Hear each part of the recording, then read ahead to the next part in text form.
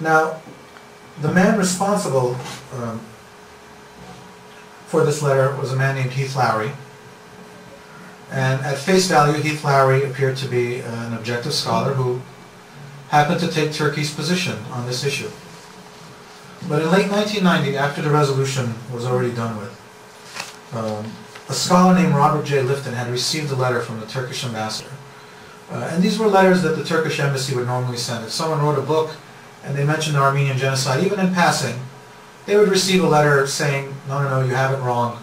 That's not the case. So there was nothing unusual about that letter that the Turkish ambassador had sent out. But what was unusual was that in the envelope, he accidentally included a memo written by Heath Lowry and addressed to the Turkish ambassador. Now this memo was not meant for public consumption, obviously, but it revealed that Lowry was working very intimately with Turkey and gained professionally by participating in denial.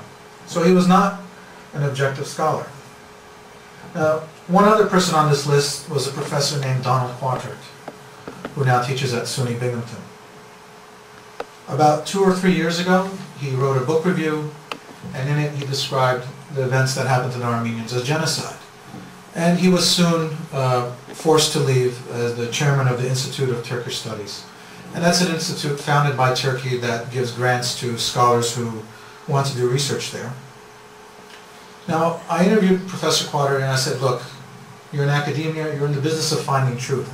So how could you and so many other people have signed this document? And he said, look, many of the people who signed were not even experts on the field.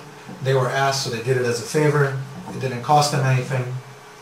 But he said there's something else that was far more insidious. He said the subject of the genocide is taboo in Turkish academia. And if it's something you want to research, something you want to write about, you implicitly find out that your career is at risk. You could get the funding that you get to travel to Turkey and to do research there could dry up. And even worse, you could be denied access to Ottoman and Turkish archives. And as a scholar, if you don't have access to archives, you don't really have a job. Now, by the late 90s, and certainly by the middle of this decade, there was an academic consensus about the authenticity of the genocide. And that consensus was built in Holocaust circles, human rights circles, etc. But if you notice, all of these dates are way after Dole's resolution in 1989-90.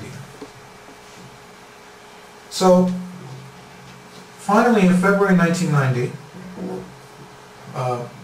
Dole was ready to present the resolution on the Senate floor, which meant that there would be debates, and then finally there would be a vote. Now while all of this was happening, as I said, there was an immense amount of lobbying against the resolution, but Dole was also in the process of negotiating with President Bush. Now, in every other effort where there's been a resolution like this, presidents have always said, we're against it and that's that. There's nothing to negotiate. But this case was different. Dole was a Senate minority leader, and he was the highest serving Republican in the U.S. Congress. And he and Bush were in the same political party. So they didn't want this issue to drive a wedge between them. So they spent 5 months negotiating the language of that one paragraph resolution that I told you. So there were about 24 drafts that went back and forth. Sometimes they would describe the events of 1915 as genocide. Sometimes they would call it a massacre or an atrocity. Sometimes they would say it was a genocide, but not a declaration made by the U.S. government, but by third parties like scholars. So they try to find all these subtle ways, and sometimes the subtleties are very hard to discern, but they try to find a way that would be both satisfactory to the Armenians as well as the Turkish government. But the Armenians insisted that the word genocide be used, and Turkey insisted that it not be used. So that was very hard to do, no matter what kind of verbal semantics you used. So now, Bush had the National Security Advisor, Brent Scowcroft, lead these negotiations, and Dole also had help. He had help from Governor George Deukmejian, who was an Armenian-American politician, and he was governor of California at the time. Now, Deukmejian met with President Bush on Air Force One. And he said, Mr. President, you campaigned with me in California in 1988 when you ran for president. And back then, California was a swing state, and Bush actually won it in '88. And he said, in front of audiences, you promised that you would recognize the genocide. Now you've gone back on your word. So this was something that had upset Governor Deukmejian. And when they met on Air Force One, Bush said ultimately, look, I know what I said, but this is the way it is now, and I can't help you. So this was a very difficult thing. Just as Dole and Bush did not want to disagree because they were the lead Republicans in D.C., Deukmejian didn't want to disagree with Bush because he was the governor of the biggest state and also a fellow Republican. But finally, after these negotiations, there were the Senate debates, and Dole and Byrd led each side. And the Armenian advocates I talked about, well, they were camped out in Dole's office.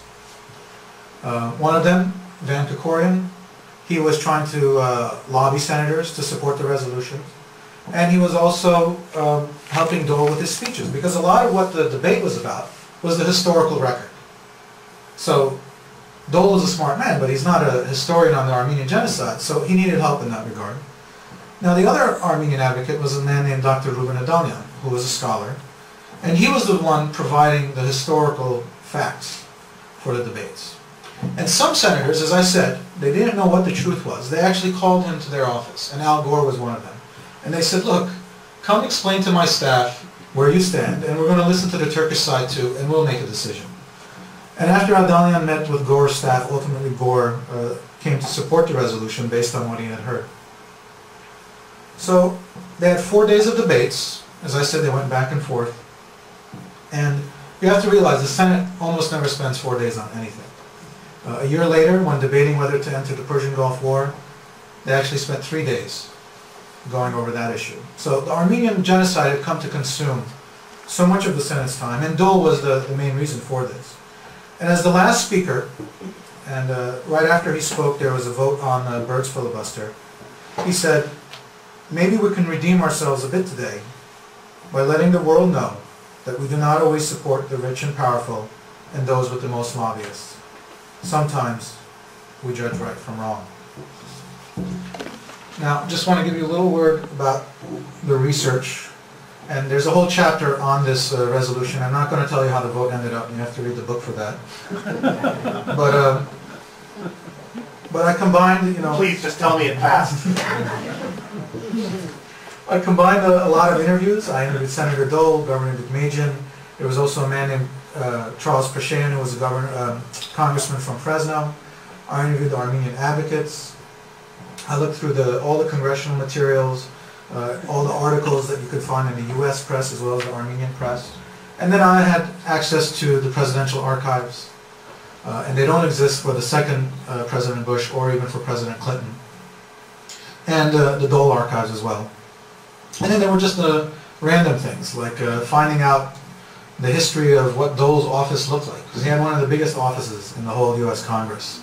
It used to be the former chamber of the Supreme Court before it had its own building. So put these all together in writing this chapter, and Mark had asked me to talk a little bit about the research, and as I said earlier, much of it was done here.